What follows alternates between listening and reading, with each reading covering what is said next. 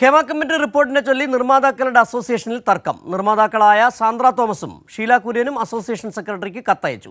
Hema committee റിപ്പോർട്ടിനെ സംബന്ധിച്ച് മുഖ്യമന്ത്രിക്ക് കത്തയച്ചത് ചർച്ചകളില്ലാതെയെന്ന് സാന്ദ്ര തോമസ് ചൂണ്ടിക്കാട്ടി. വ്യാജ പീഡന പരാതികൾ വരുന്നു എന്ന പ്രൊഡ്യൂസേഴ്സ് അസോസിയേഷൻ നിലപാടിനോട് യോജിപ്പില്ലെന്നും പരാതികളിൽ കൃത്യമായ അന്വേഷണം നടക്കണമെന്നും സാന്ദ്ര തോമസ് പ്രതികരിച്ചു.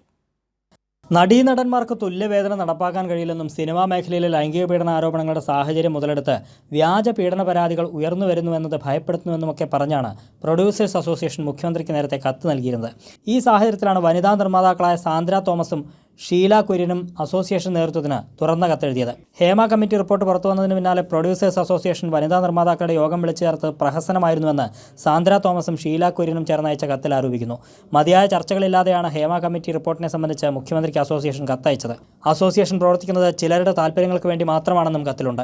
ഹേമ കമ്മിറ്റി റിപ്പോർട്ടിനെ തുടർന്ന് വ്യാജ പീഡന പരാതികൾ വരുന്നു എന്ന പ്രൊഡ്യൂസേഴ്സ് അസോസിയേഷൻ നിലപാടിനോട് യോജിപ്പില്ല.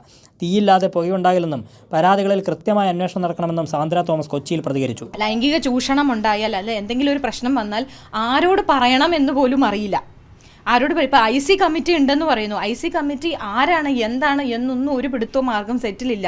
ഈ യൂണിറ്റ് വണ്ടിയുടെ ബാക്കിലും അല്ലെങ്കിൽ കോസ്റ്റ്യൂം വണ്ടിയുടെ ബാക്കിലൊക്കെ കൊണ്ട് ഇവരുടെ നമ്പറും പേരും ഒട്ടിച്ചു വെച്ചുകൊണ്ട് ആരും അറിയാൻ പോകുന്നില്ല. ഹേമ കമ്മിറ്റി റിപ്പോർട്ട് പുറത്തു വന്ന് ഇത്രയും ദിവസമായിട്ടും മിണ്ടാതിരുന്ന സംഘടന നിവിൻ പോളിക്ക് ഒരു പ്രശ്നം വന്നപ്പോഴേക്കും മണിക്കൂറുകൾക്കകം പത്രക്കുറിപ്പ് ഇറക്കി.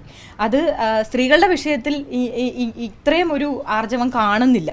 പല സ്ത്രീ നിർമ്മാതാക്കൾക്കും മെൻ്റൽ ഹരാസ്മെൻ്റ് ഉണ്ടാകുന്നുണ്ട്. അതുകൊണ്ട് സംഘടനകളുടെ തലപ്പത്ത് സ്ത്രീകൾ വരണം.